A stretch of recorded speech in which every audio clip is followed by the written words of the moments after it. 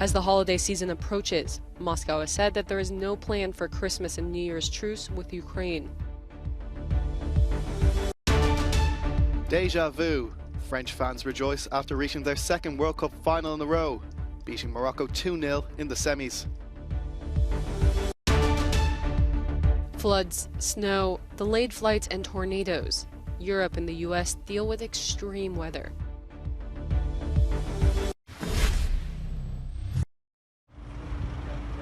Ukraine has said its forces have destroyed an entire swarm of drones launched on its capital. The attack on Kyiv early Wednesday morning damaged 5 buildings and showed that the city is still vulnerable to Russian attacks. But its success in intercepting drones is increasing. First of all, I want to thank our anti-aircraft gunners and the Air Force for repelling another attack by Iranian drones this morning. A total of 13 Shaheds were shot down. These are 13 saved infrastructure objects. These are saved lives in one morning. We are constantly strengthening our air defense and our anti-drone defense. And we are doing everything to get more modern and more powerful systems for Ukraine. І робимо все, щоб отримати для України більш сучасні та більш потужні системи. And it looks like there will not be an end to the fighting over the holiday season, as the Kremlin has rejected the idea of a Christmas or New Year's truce. Are the Russian authorities considering the possibility of a Christmas or New Year's truce? Are you ready to respond if such an offer comes from Kyiv? No, no proposals have been received from anyone, and this topic is not on the agenda. The coming weeks are also expected to be extremely harsh in Ukraine. According to UNICEF, almost all of the country's 7 million children are affected by Russia's attacks on Ukraine's energy infrastructure.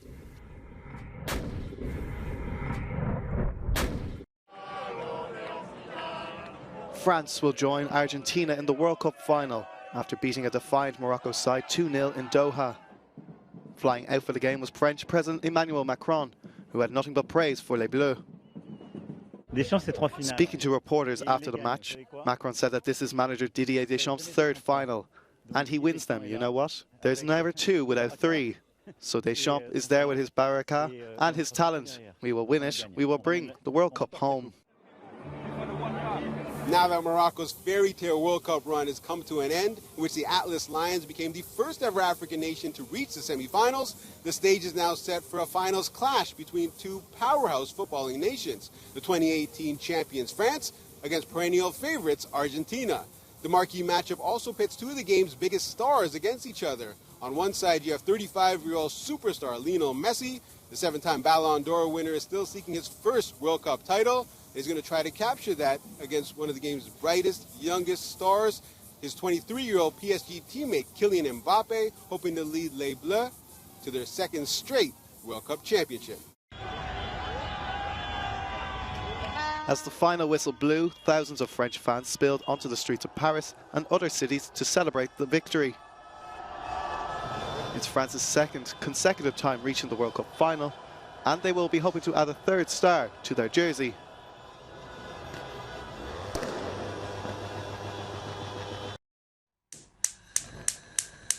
The European Union is far from a consensus on its proposed gas price cap. That is according to Poland's Prime Minister, who spoke to Euronews. EU ministers have been discussing a proposed cap on the price of gas for the past month. And earlier this week, negotiations stalled over fears that a cap could cause suppliers to bypass the bloc for other buyers. The cap on gas price should be found somewhere in the middle of our expectations and some expectations of Germany and the Netherlands and the others. However, the way how they stubbornly block this is, to me, quite worrisome, because I believe that this is still, we are still far from finding a compromise on price cap.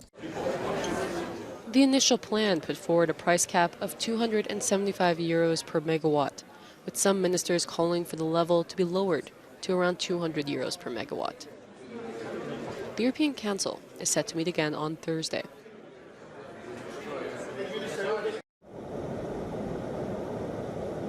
Flooded streets and cars underwater. Spain and Portugal are trying to cope with sights like this after a massive storm earlier this week brought heavy rains. In Coria, Spain, residents undertook a massive cleaning up operation after the havoc wrought when rains caused the river to break its banks. In Munich, Germany, at least 133 flights have been cancelled because of freezing rain. Another 26 flights were diverted.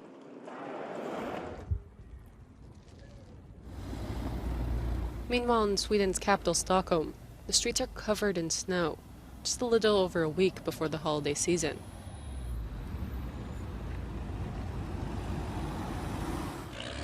And in Louisiana, at least 3 people have died after tornadoes ripped through the U.S. state, leaving some 40,000 people without power.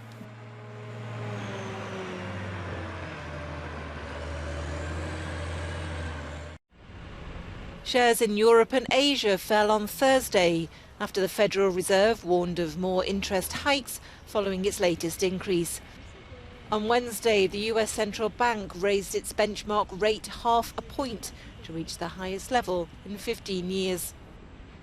The Bank of England is also expected to announce its own 0.5 percentage point hike on Thursday.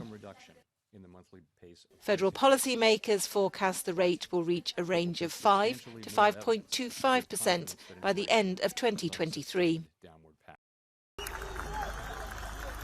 Istanbul's mayor Ekrem İmamoğlu has been sentenced to jail and imposed with a political ban, effectively barring him from standing in next year's presidential election.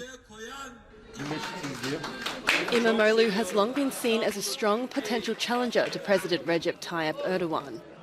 He was handed 2 years, 7 months and 15 days in prison for calling officials fools in a press release 3 years ago, after he won a municipal election. Ahead of the verdict, thousands of his supporters rallied outside the headquarters. Across the Bosphorus, riot police were stationed outside the courthouse. İmamoğlu has called the ruling political and unlawful, saying it was a sign of the current conditions in the country. His 2019 win to lead Istanbul was a historic blow to Erdogan and the Justice and Development Party, which had controlled the capital for a quarter century. İmamoğlu will continue heading Turkey's largest and most fabled city, while his appeal winds its way through the courts. It's never too late to learn. It's a phrase that Mari Cruz applies to her daily life. At 92 years old, this Spanish woman still uses a notebook and pen to take notes in the adult classes she attends 4 days a week. It's a testimony to her desire to never stop learning. I wanted to learn because I didn't know anything. In my village when I was little, there was the war, and I almost didn't go to school. There was almost no school, and when I got married, I dedicated myself to studying.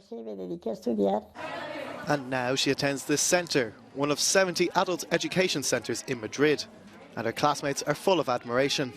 I think she's phenomenal, especially in maths. She likes maths very much. She solves multiplications very well. She knows the multiplication table better than I do. In the classroom, they also learn other subjects, including different languages and science. And on some days, there are also surprises. They threw me a party here for my birthday. They brought me some things without me knowing. We had a snack. Mari Cruz's is not a unique case. According to the Ministry of Education, in Spain there are about 200,000 students in adult education. About 10% are over 64 years old, and most of them are women. In addition to strengthening the mental agility of the elderly, teachers say these classes also serve as an outlet for a number of the students, many of whom experience loneliness. The important thing is not only that she is supported by the group because everyone looks after her and protects her because she is the oldest, but that in the end it is reciprocal. Everyone feels supported in whatever happens to them in their lives.